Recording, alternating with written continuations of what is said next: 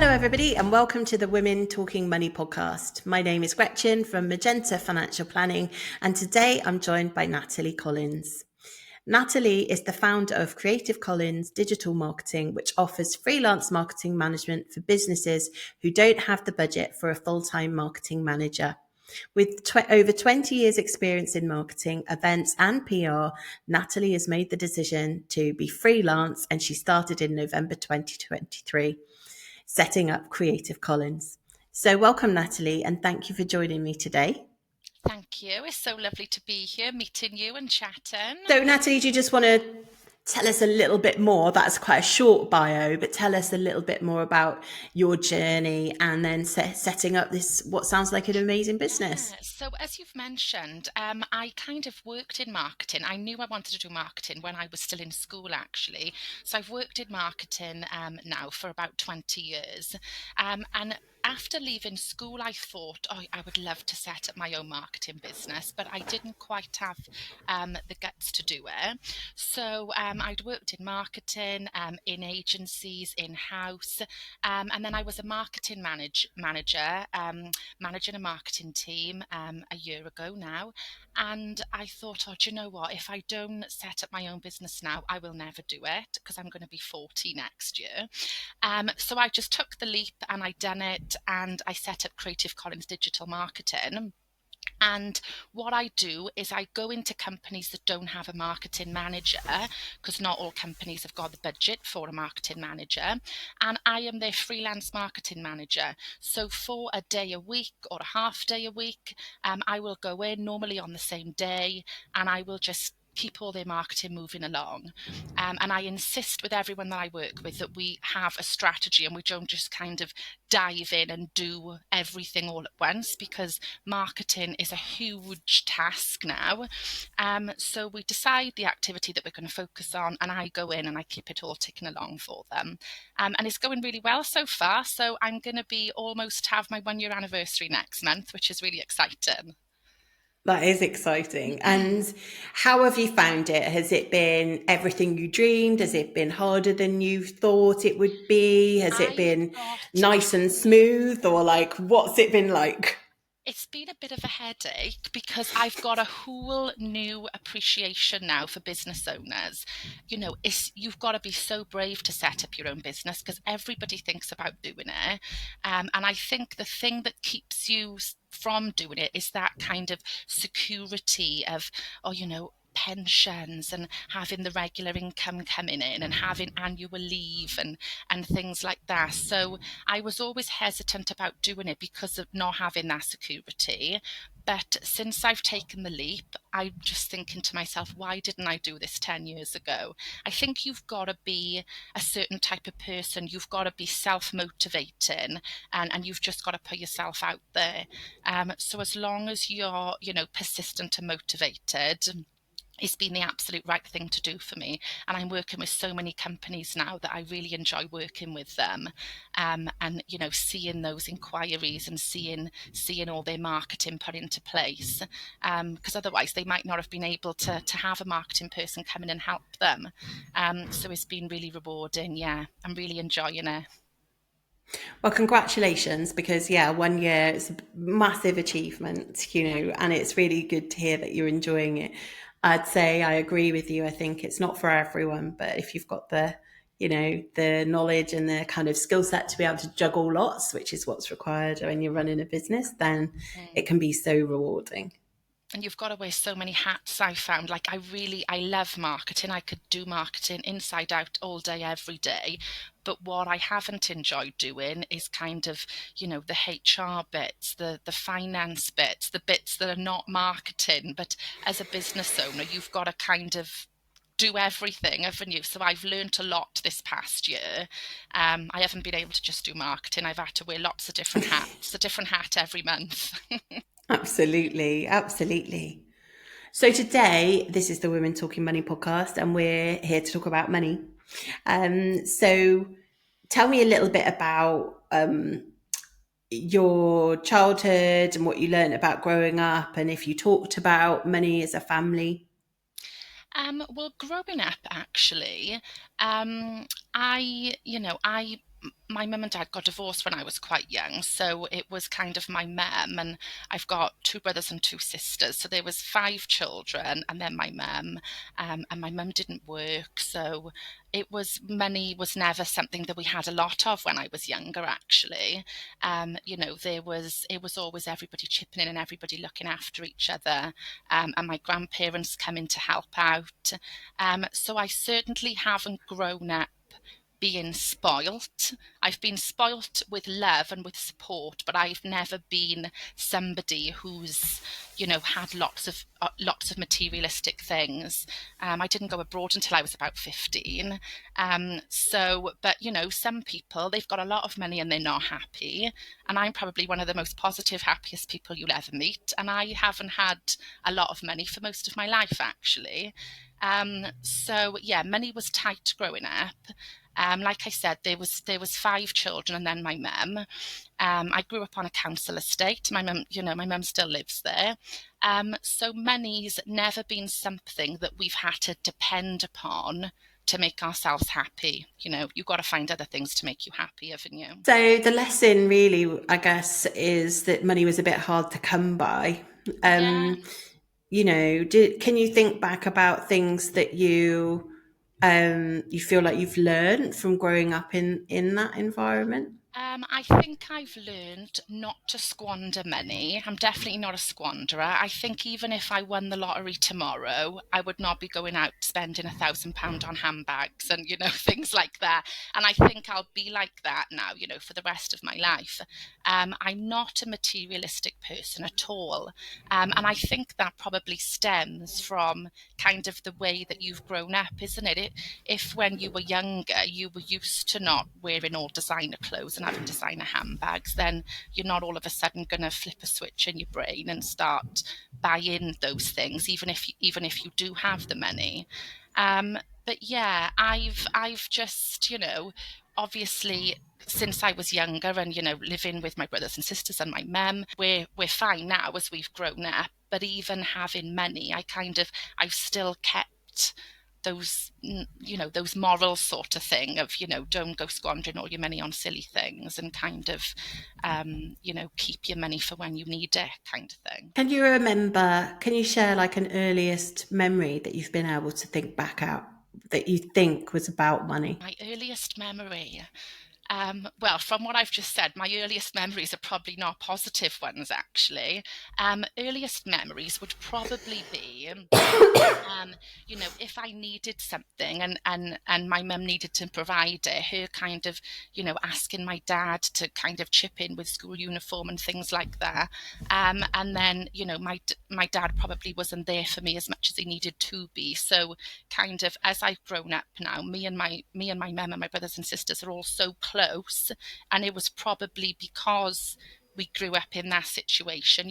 We didn't go abroad on holidays, but instead, we done fun things in the house and we done more local things. And still now, we're always out and about with each other, and we'll all go to the zoo together or down to the beach together.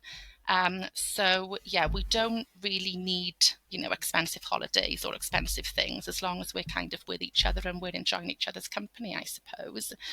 So yeah, earliest memories, coming back to the question, is probably just, having to buy things and not having the money to buy them, which is not a very positive memory, I suppose. So yeah, I was going to say, so when you think back about those holidays, which, I'm sure many people listening, we all can resonate with, you don't have to spend a lot of money to be having fun or Yeah. making memories. And it's not about that. But do you remember at the time, because there's a lot of comparison, there's that quote, isn't it? Comparison is the thief of joy. Like, do you remember at the time thinking, oh, all my friends are going, you'd be at school and people are going off and doing different things. And do you remember consciously knowing, well, that's because we don't have Yeah, enough no, money to do I those don't think so. things? I remember thinking, because when I was in my infants and junior school, obviously everybody that I went to infants and junior school with were kind of, you're all in the same boat together because you're in a catchment area and you're all kind of from the same. A lot of my friends, I'm still friends with a lot of the girls that I was with when I was 4 at infant school, and we were all from the same council estate as each other. And, we're all really lovely and we're all really happy, actually. But then when I went to comprehensive comprehensive school, and you're with a bigger pool of people, I suppose then you've got people that have come from different catchment areas and different schools. And I do remember thinking, well, one of my really good friends lived just down the road from me. So I was in kind of the council estate and she was on the main road. And I remember thinking, well, what's the difference between me just because I'm here and her being down there? But I think it's kind of the stigma sometimes, isn't it? That, if you're from a council estate, you don't have any money and you think of a certain type of person. But we were still happy. It's just that we didn't have a lot of money, and there's nothing wrong with that. There's probably more people out there that don't have the money, but just like to show that they've got a lot of money. I think sometimes, especially on social media. But yeah, we were all just as happy as anyone that had £1 million in their bank account. So talk to me a little bit about your first job. And I'm also pretty intrigued to understand if you were motivated from where you were, in your very happy living, but with not very much money home, to make money, Yeah. So what was your first job? And then talk to me a bit about that. So that's an interesting question, because I think not having money has motivated me, and it's kind of, I've always been really driven, and I think it's because of my background, it's because I've been so motivated and driven. But my first job actually was at my local rugby club, and I was on about £3.50 an hour, and I would just do my shift and then get, my bit of money at the end of the night. And that would kind of be my money to go out with friends then, because I'm really sociable. So I would kind of just, I weren't saving for anything big, but it would just be a bit of extra money to go out with friends. Because, my mum has never been in the position where she can say, oh, here's £100, go shopping with the girls into Cardiff. So I think, I was encouraged to find a job quite early. I think I worked there when I was about 15, which I know you wouldn't be able to do now. But because when you don't have any money coming in from your parents, you have to just go out and you have to be motivated to go and find a job then, don't you? So I've worked from, quite a young age and been very independent and self-sufficient from a young age. And then touching upon, did it motivate me and kind of help who I've become, I suppose. I've found, and I say this quite a lot to people actually, that when I went to comprehensive school and I, made more friends that did have parents that could help them out a lot more than my parents, they haven't really had the same determination and the same value as money as I've had, because I've known that, I've got to go and get things myself and I've got to do things myself if I want money and if I want a job. And that's what's motivated me really.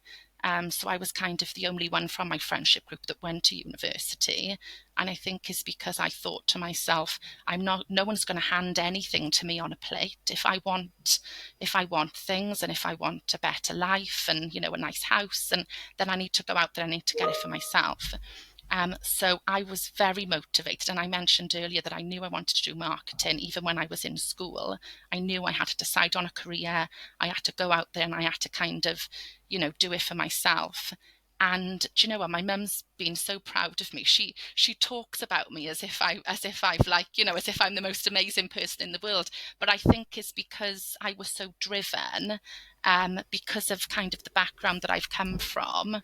And then my mum always says, oh, I'm so proud of you, of everything you're doing, even though there's a million other people doing it. I think it's because of the background that we come from, that not many people that we know have done, set up their own business and gone to university and things like that, And you're her daughter, see? Yeah. That's the key bit. Anyway, even if I wasn't working and I just, didn't do anything, she would think I was amazing. She'd still think you were amazing. But no, I think that's really interesting. And, I think it shows, doesn't it, how our environment can shape how much of what we choose to do and how we progress. Yeah. And I've got a really good example actually, because one of my friends who, she lived in this amazing house, and she always had the best clothes and the nicest things. And we went traveling together to Australia. And even saving to go to Australia, I had to take her bank card off her because she would just go buying expensive perfumes and expensive clothes. So I had to take her bank card and say, you don't spend any money or we're not going to be able to go. You're not going to have any spending money. And then she saved enough and we went out there. But she had to come home after about 2 or 3 months, and I was left out there because, she was going out there, and I remember she was buying kangaroo steaks, and she was like buying nice outfits in the shops in Sydney, and I was eating chicken super noodles and buying like £1 cycling shorts. So I think if you grow up and you have your parents giving you everything, when you're an adult, you think you've got to keep buying those things, even if you haven't got the money to do it. Whereas I went out there, and I expected to be camping in a tent and eating super noodles because I was a traveller. So yeah, I managed to stay out there for the whole year, but she didn't stay out there for as long as me because she ran out of money. Certainly traveling on a budget and yeah, eating, the crackers and whatever you can that Yeah. you could afford to buy in a tin, I think was certainly how all of my friends and, people did it. But it's really interesting. So I mean, it pushes me forward a little bit talking to you about now and how you manage your money now, because I think you've obviously got a very, firm sense of how you think, those things should be done, probably because of your, the way that you've come through your childhood and everything. So do you have a budgeting system that you use now for your personal So stuff? my budgeting system is my husband actually, because my husband, well, he grew up in a very in a similar circumstance to me actually, and we've both kind of earned our own money, in the sense that when we bought our house, we didn't have parents giving us a house deposit. We've had to save it all ourselves. When we got married, we didn't have anyone paying for our wedding. We had to pay for it ourselves. So we're both very hardworking, and we're both very independent. But my husband, even more so than me. So he is my budgeting system. He's very organised. He deals with all the house bills, and he will, listen to Martin Lewis, and he will switch our bills to a better energy provider, and he'll look out for the new deals and everything. And he kind of looks after that. And the only way, I mean, I wouldn't go squandering all of our money anyway, but the only thing that I come in as is, I like to kind of, instead of thinking about my pension when I'm older, I like to kind of enjoy life for today as well. So I like to do things, that where we'll have lots of memories from, like nice holidays and doing things with the kids and making memories. So if we don't have the money to go on, a holiday or do something with the kids, then my husband will be my budgeting tool and say, oh no, sorry, maybe next year.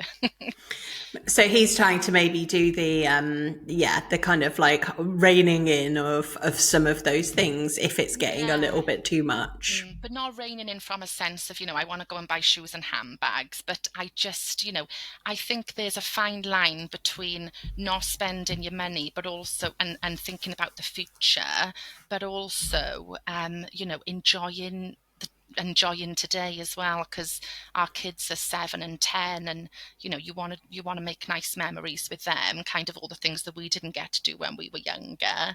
But that you've got to kind of have one eye on the future and then one eye on living for today, don't you? Yeah, so that's quite interesting. So how are you managing to balance that? Do you use the pay yourself method, which normally would be, I'm going to put away my mandatory saving, which is things like, I know I do need to pay into my pension, and I know I need to pay my mortgage, and I know I need to do that.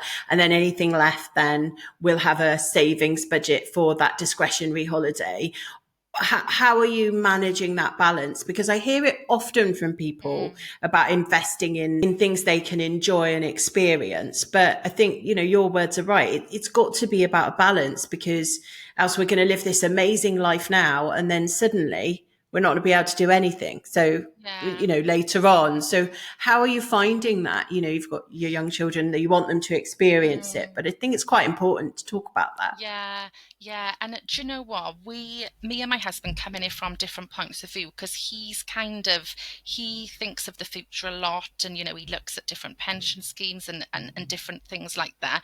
Whereas I suppose because I'm marketing and I'm creative and I'm all about, the fun and the enjoyment of things as well. And me and my family are all very close. So I like to do, family things and big family holidays. So he has kind of got his eye on the future, and then I do it as in, I'm kind of looking at today.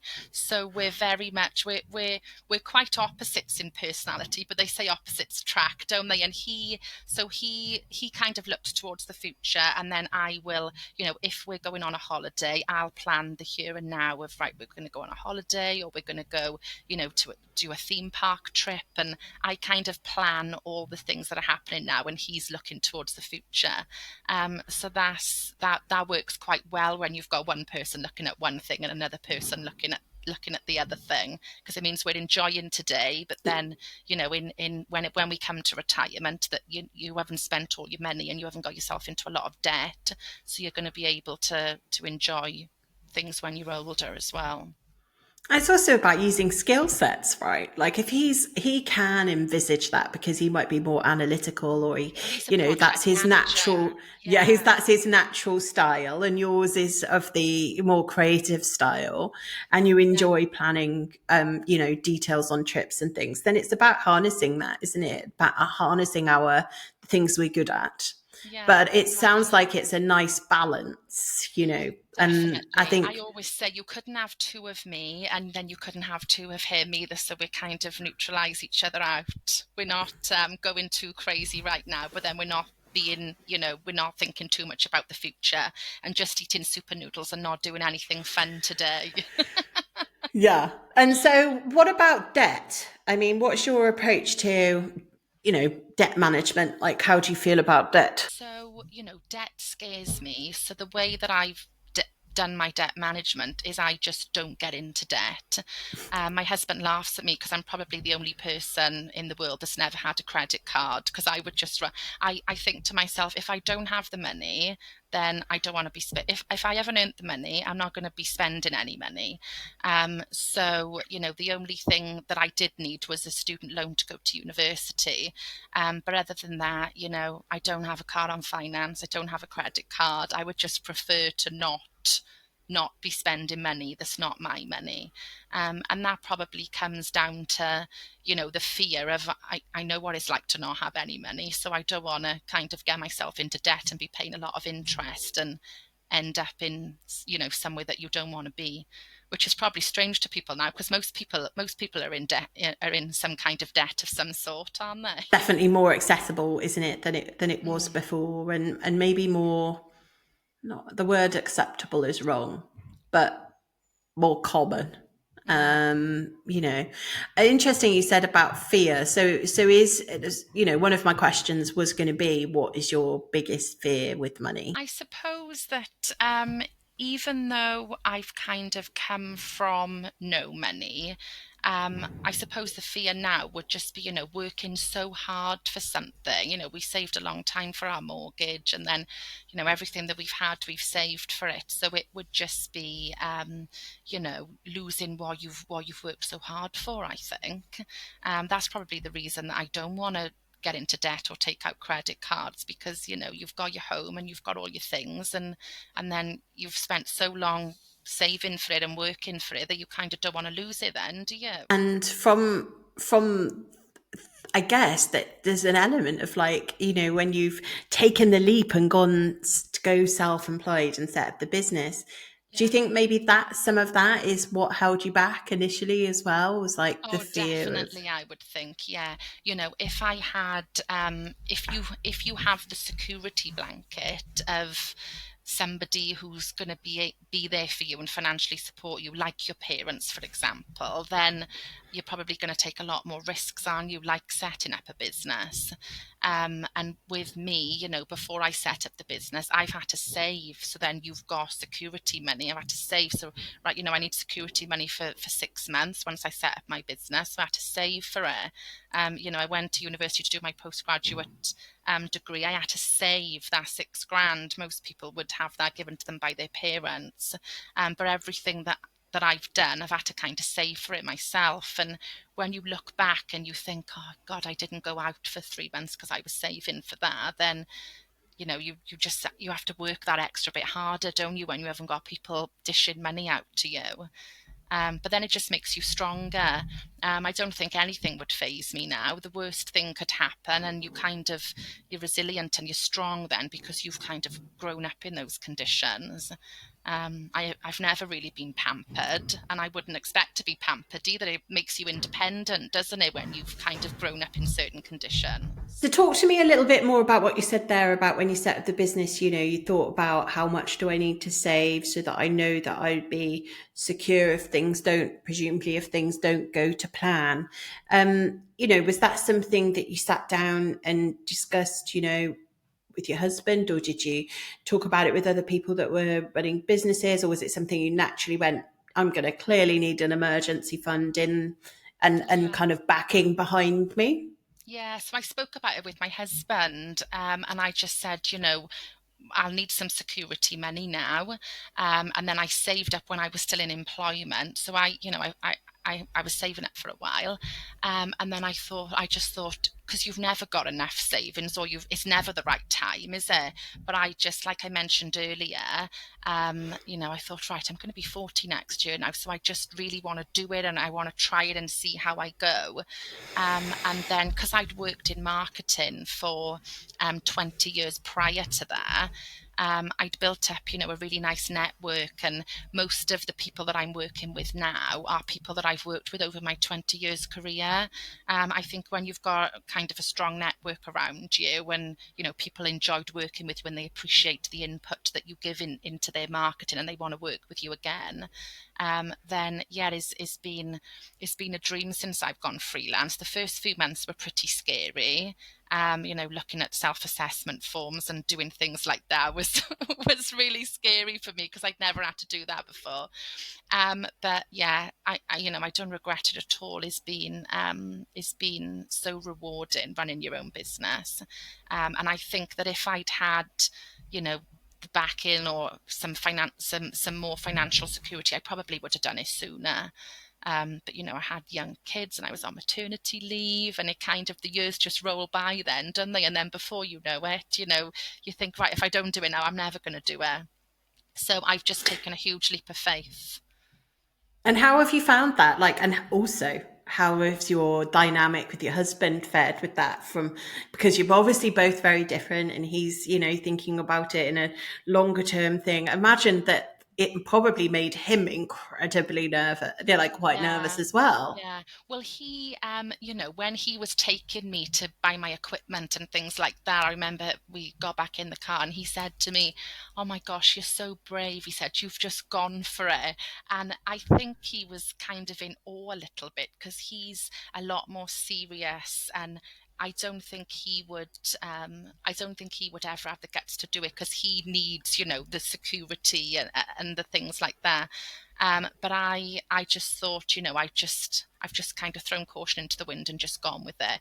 And it was even, it was quite tricky for me because I don't even know many business owners really, because I come from the back, I come from a council estate, like I've mentioned already. So, when I went to university, there wasn't many people who I knew that were going to university. And then, I did my postgraduate degree, and me and my mum were kind of going to car boot sales at the weekend to try and get money because couldn't get a student loan to go and do a postgraduate degree at Cardiff University. And then, even setting up a business now, I'm not in a social circle with people who there's lots of business owners, or I'm in a social circle with working class people who have just got, your average jobs. So I kind of think it was even more scarier for me because I don't know many people who had done it. And so have you built up more of a network now with other Yeah, people that you can yeah. share and talk to about running business? Because that's really important. It can be It is really so isolating. important. I think since I've gone freelance, when I was in-house marketing, I'd kind of signed up to LinkedIn, and I knew I'd started posting on there when I was still working. But since I've gone freelance, I've been attending like women's networking groups, and I've joined a few different networking groups now. And I think being around other people who are business owners, because when you don't know anyone doing it, you just think, oh, this is really fantastic. I'm doing amazing. But then when you're around other people that have been doing it for 10 years and they're even more amazing, it makes you want to be more amazing. You've got to kind of surround yourself, I think, by people who are better than you, because then it makes you think, oh, actually, I'm not doing that. I could be doing that. And then it pushes you then, doesn't it, to be even better. Whereas if I was just staying around people who, weren't even working, then I'm just going to think, oh, I'm the most amazing person in the world. But you've got to surround yourself by, other Yeah, business you're obviously owners. driven by like that aspirational kind of like you're Mm, driven by seeing someone and watching them. And as we say, like there's a lot to be said, isn't there, for like seeing someone and representing what you could possibly aspire to. And I think that, that's quite a motivating thing. yeah, it is definitely. And even just, going for coffee with, I've met quite a few people through networking now. And because I'm so down to earth and I kind of just say it as it is, I don't really know many posh words still. And, when I go for coffee and you just have like blunt conversations with people, just saying it how it is kind of so refreshing. And you think, oh, you kind of aspire to be more like that, and they give you kind of like tips and hints of what they've done and what you could be doing. But it's so important to be around other people, other business owners, I find. So the plan is to do even more networking now, and start working with, start just meeting up and going to more networking groups. So can you think back about maybe a piece of financial advice that you've gotten from anybody in your almost 40 years about finance that you think that stood me really good, and I understood it and I've taken that forward in my life? Do you know what? There's not many people that have given me financial advice. I don't know if anyone's ever given me financial advice, actually. I can't remember learning about anything about financial advice in school. My mum is, I don't know. No, I don't think anyone's ever really given me any financial advice. I suppose now that I'm a business owner, it would probably be more a case of now of people giving me financial advice now that I'm in kind of the circles where people talk about their finances and talk about their business growth and things like that. But I've never really been within social circles before where people really talk about their finances. So no, there's no Yeah. advice that jumps out. Sorry, I can't share a piece of No, no, not at wisdom all. with And it's you. interesting, isn't it? As you said, like, and before we came on, one of my questions, it was going to be about, do you talk about money with other Mm, people? And I guess external to your husband, because clearly you're sharing everything, but, as a family and with friends. But I think, from what you've just said as well, it's, probably know that you don't. But let's just briefly talk about that before we round up. mm. So what was that, So, sorry? yeah. So my question usually is, do you talk about money with friends or family now? Not so much with friends. I think, with when you're doing well, you don't really want to go meeting your friends up for meeting with your friends and saying, "Oh, I'm doing really well. How are you doing?" And like I mentioned earlier, me and my family are really close. So, I'll speak to my mum about it, and my sisters and my brothers, and it's more us saying to each other, kind of, "Are you okay for money?" and "Are you all okay?" and kind of looking after each other. We don't really go into the nitty gritty of, what everyone's earning and how much they've got saved and things like that. Being the eldest of my brothers and sisters, though, they do kind of look to me for financial advice. Well, me and my husband. So, when my brother went to buy his house a few months ago, he came down our house, and me and my husband kind of sat down with him, and we looked at the different mortgage offers. And so I think, being the eldest, and because I've bought my house now, and because I've got my career, then I'm probably the person that my brothers and sisters think of when they're looking for financial advice. And then my sisters, I'll say, right, you need to start saving for a house. How much have you got? And then I'll say, right, you need a better job, and then help them apply for jobs. How So are I'm you going to kind get of like, there? Yeah. yeah. So I'm kind of, I think, because I've been there myself, I do try and support them and help them. And then my mum is really supportive with all of us as well. Every time she comes down my house, she'll bring a bag of food or some stuff for the kids, and she'll buy all their uniform, and she'll say, "It's only something little, but I just, it's good to have someone helping."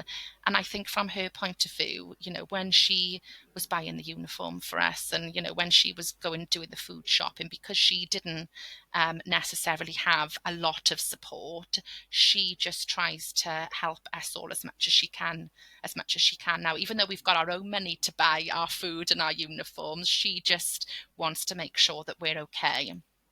So she'll always pick up things for the kids and come down with a bag full of food. And my husband does say, "Why is your mum bringing food down our house all the time? Just like, bread and milk." And I say, "Oh, well, she likes doing it, so just let her do it." And it is crazy, that kind of thing we've got about talking about money, where we might skirt around the edges and we just kind of check if you're all okay. But there's so many taboos in society that we, as you say, I don't want to be seen as showing off. I don't want to be seen as, maybe being skint, and that would be Mm, embarrassing. I think, actually, like, how obviously what you'd really hope is that if a friend was really struggling, that they felt that they could come and talk to you. Not that you could necessarily financially help them, but you could help them, resource around what they could do if they were struggling, like you are really, I guess, with your sisters, where you're saying, how can you get a better job, how can you earn mm. more money to be able to. So I think it's a strange one, isn't it, in our kind of like world and in our social circles, those kind of things that stop us from having those conversations. Yeah, yeah, definitely. And I think, especially, this is going to be strange considering I'm marketing, but especially on social media, because everybody needs to, show that they're doing really well, and they've got a really nice car, and they've got a nice house, and they've bought loads of Christmas presents for their kids. And, you take the pictures then and you put them up on social media, and then, someone else is looking at it thinking, "Oh, they're doing really well. I haven't been on holiday this year. Why haven't I been on holiday?" And it kind of, there's even more pressure on people now, isn't there, to kind of show, "Oh, look how well I'm doing, and look how much money I've got," when really, that car might be on finance, and those presents might be on a credit card, but you don't see that side of it on social media. And if the people looking at that then are inclined, "Oh, I need to be like that as well." And so I try not to take notice of any of that, and just kind of, do the things that make you happy. Yeah, you do your bit, and but you're Mm, right, those pressures are elevated, I think, so much more now. yeah, Yeah. definitely. So I'm going to round off because we're running out of time. So I'm just going to ask one more question, which is, what does financial freedom mean to you? So financial freedom to me is probably, I would say, it's just not not scrimping and scraping and not, having food in your cupboards and having a house and having clothes on your back. So financial freedom is just having money, to go and have a holiday and to do things with your kids. It's not having £1 million in the bank at all and being able to jet off on a yacht 5 times a year. But to me, it's just, having money to make sure that you're comfortable and that you're living a happy life, I suppose. Just the simple things I like. A bit boring, sorry. Not at all. There's no right or wrong. Thank you for sharing that with me. Well, thank you so much. Honestly, I've had a great time chatting to you. It's been really, really good, and you should feel super proud of yourself and what you're achieving, and taking that leap is inspirational. I hope that anyone listening can pick up things and just go for their dream if they want to do that. So thank you so much. Oh, thank you. I've loved chatting to you. I probably could have sat here for another 4 hours talking. Thanks so much, Natalie. Thank you.